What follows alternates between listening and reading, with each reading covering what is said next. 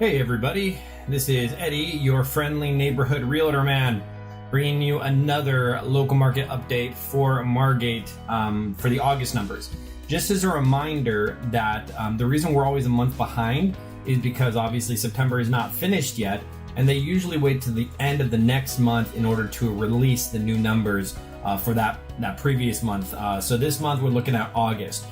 One thing to keep in mind as we look into August numbers is August in real estate is typically some of the slower times of the season because of the mere fact that, you know, not as many people are looking to purchase. We got school going on. We got other variables and other factors that are coming into play here that allow us to gradually slow down. So something to think about as we analyze the numbers for August. Now, of course, be sure to check out my YouTube channel if you have the chance to. Of course, you can like me on Facebook and follow me on Instagram. So looking at August numbers, let's zoom in here a bit. Let's zoom in. Here we go. All right, so looking at August numbers. Now remember, a couple of the key features here we have 2017, 2018, the amount of change, and then year to date. So like January through August for 17 and for 18, then the change. On the top column or the columns up here, we have single family homes. If we go down just a bit, we have condos and townhomes, and then of course we have a graphic that allows us to compare it to other averages. So jumping straight into the single family home market, first off, with single family homes in Margate, one thing I've been noticing is that a constant trend, and if you look at the previous videos that I've done in the months past about this particular topic, we're going to see a lot of homes enter the market. Like there's a good amount of new listings. Not as many are closing as compared to the previous year, and then we're going to see an adjustment in price. It's interesting to see that more properties are entering the market being active listings. Fewer are selling, but they're selling for more money. If you guys have been paying attention, I'm sure you have, that interest rates are also beginning and continuing to increase. So I'm really interested to see what's going to happen in this market as this trend begins to continue. So jumping in right here, let's look at 2018. So closed sales, we had 39 closed sales as compared to 40 of last year. It's 2.5% drop. We had 280 versus 259, it's 7.5% drop. So we have a drop in closings. Now the average price is the other thing we look at. These are all important aspects here: median, listing, pending sales, all that kind of stuff. But there are usually 3 or 4 that I focus in on these videos. So these aren't, an hour-long video. So you have here average sales price 267, 681, and now we have 2018 281, 705, which is an increase of 5.2%. And we look at that change also over here from year end or year beginning to current or current for this list, we have an 8.4% increase. So we see that prices of sold homes is increasing. When appraisals are created on properties, they take into consideration the properties that have sold, not the properties that are actively on the listing. Active listing, excuse me. So one thing to keep in mind, especially when it comes to pricing, I've been watching the market heavily in Margate, and sometimes that is a very big variable when it comes to pricing. Some people are a little more, let's say, they're more focused on getting a higher price, and they sit on the market a lot longer. So you kind of want to be in that sweet spot. All right, so we have number of closed sales, a dip, average sales price, an increase for single family homes, and then I'm gonna look at new listings right here. And we have an increase as well from 44 to 46, from 368 to 396. The overall from year to August, that's definitely a big jump. And then we see here from year to year, we can see that jump as well. Now, what happens is sometimes we see a lot of people entering the market for various reasons. They want to upgrade, they want to downgrade, they need to move out of state. They just feel it's the right time to sell and to enter the market because they see their neighbors doing it. One trend we have to be aware of in the single family home market and also in the townhouse and condo market is you have to, if you're looking to sell, you're going to have to do it at the exact right time. I know that that's kind of like a loaded statement because, well, when is the exact right time?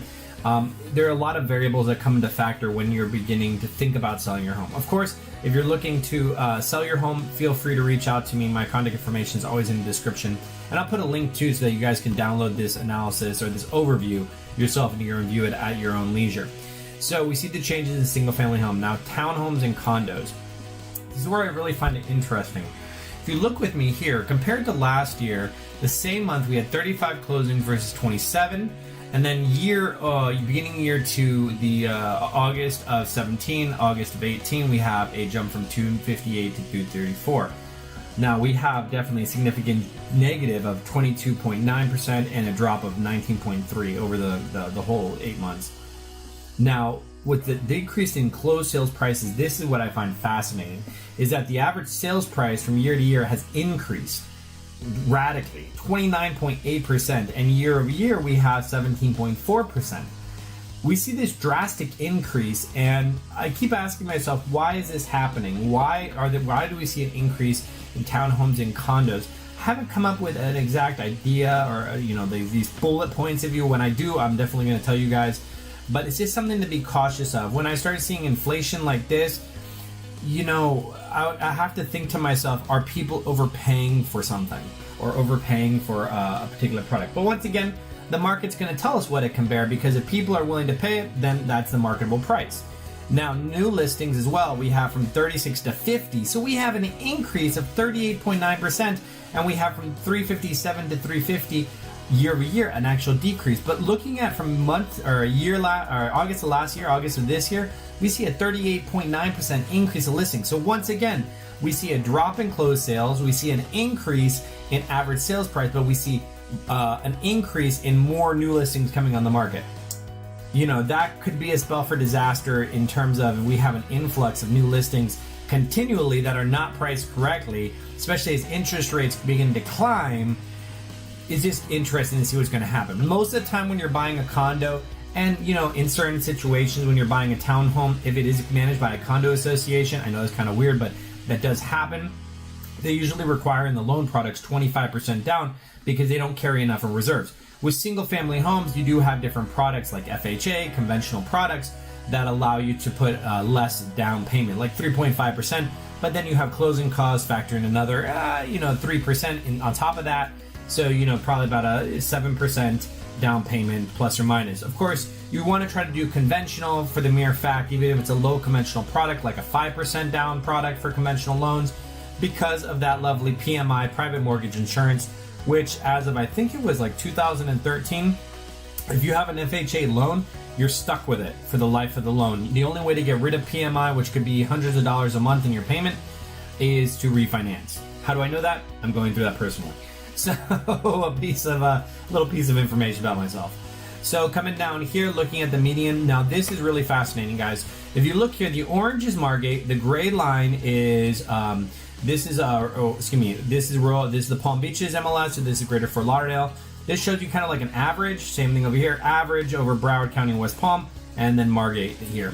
We see that Margate's numbers, 08, right before the crash began to happen, we see that price escalate at this highest value possible. Now, if you look and you can see the dip, obviously we know what happened, and we began to recover over time, and then now we're here. Now, we see that this number right here in August 2018 has exceeded the 2008 numbers. Now, we obviously have to keep in mind that the market does correct itself. A lot of people argue, it happens every 10 years or happens every 7 years. It is, let's say, cyclical. It does repeat itself. That's why I'm staying tuned to what's happening with the amount of listings entering the market and the amount of listings being sold and the average sales price. My prediction is that we are going to see this settle off just a little bit, and then we're going to see this gradual dip. I hope and pray to God that's not going to be this radical dip that we saw from 08 to 2010. That was more because the housing market was inflated and we had no doc loans. So I'm interested to see what happens there. Once again, if you have any questions or comments, feel free to text, call, or email me. More than happy to help. If you're looking to sell, buy, or lease in Margate, I love that opportunity to work alongside you to, help you achieve your goals and your desires in whatever you're trying to go for. And then we look over here at condos, co-ops, and townhomes. We see here 08 general and 2018 general. Now, the one thing to keep in mind here is that we have to keep in mind that the prices, we see it not as high as the single family home, especially when it comes to mirroring Margate, but we see this gradual increase. We can see obviously compared to Broward and Palm Beach, the MLSs, The average inventory is already almost matching '08 numbers. This gradual increase hasn't occurred yet. So definitely something to keep in mind of. Now, the last thing I want to show is a side-by-side comparison. I'm going to put these two side by side for you. We're going to look at, decrease a little bit. We're going to look at July and August side by side, okay? Because you got to be able to understand what's happening in terms of the trends so that we're able to better prepare ourselves.